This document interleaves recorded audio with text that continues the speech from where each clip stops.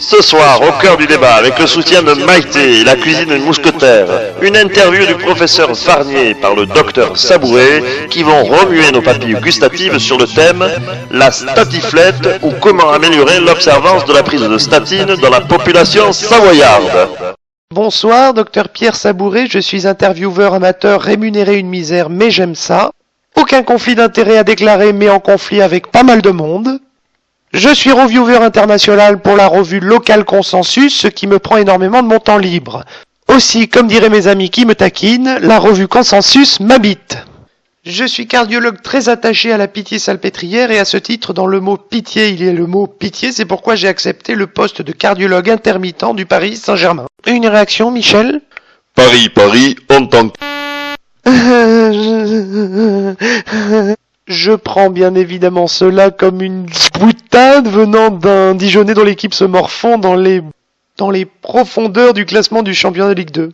C'est donc avec un plaisir non dissimulé que je reçois ce soir, vous l'aurez compris, le seul moustachu du CHU, The Killer of the Cholestérol. D'autres encore le surnomment le cauchemar d'estérol. J'ai nommé monsieur le professeur Farnier, ou Fafa pour les intimes. Bonjour mon petit Pierre. Alors vous venez nous parler de votre dernier petit bijou tout droit sorti de votre unité INSERM. La statiflette, premier Ali médicament. En effet, partant du principe que quand on aime on ne compte pas, surtout les calories, l'idée m'est venue de combiner le plaisir visible à la médication masquée. C'est ainsi qu'est né le concept de la statiflette.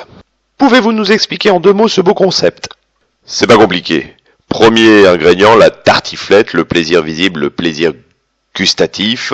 Deuxième ingrédient, la statine, le médicament masqué. L'association des deux est donc le premier Ali-médicament prénommé statiflette. L'hypercholestérolémie reste un fléau dans notre société, tout particulièrement dans cette belle région qu'est la Savoie. Par ailleurs, on le sait aujourd'hui, l'efficacité des molécules n'est plus à démontrer. En revanche, notre tendon d'Achille... Talon, Michel, talon. Talon si tu le souhaites, mais évite de m'interrompre pour n'importe quoi, mon cher Pierre.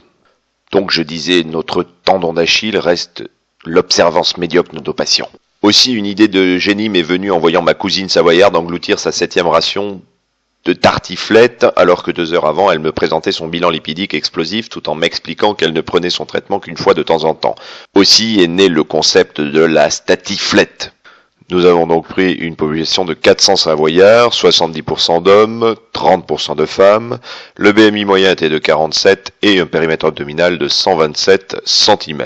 Nous avons donc établi 2 bras, un bras traditionnel, devrais-je dire, tartiflette plus prise de statine, et un bras beaucoup plus novateur, statiflette, chacun des 2 bras étant constitué de 200 patients. Vous nous donnez l'eau à la bouche, quels sont donc les résultats ? Eh bien mon cher Pierre, contrairement à ceux du Paris Saint-Germain, les résultats sont incroyables.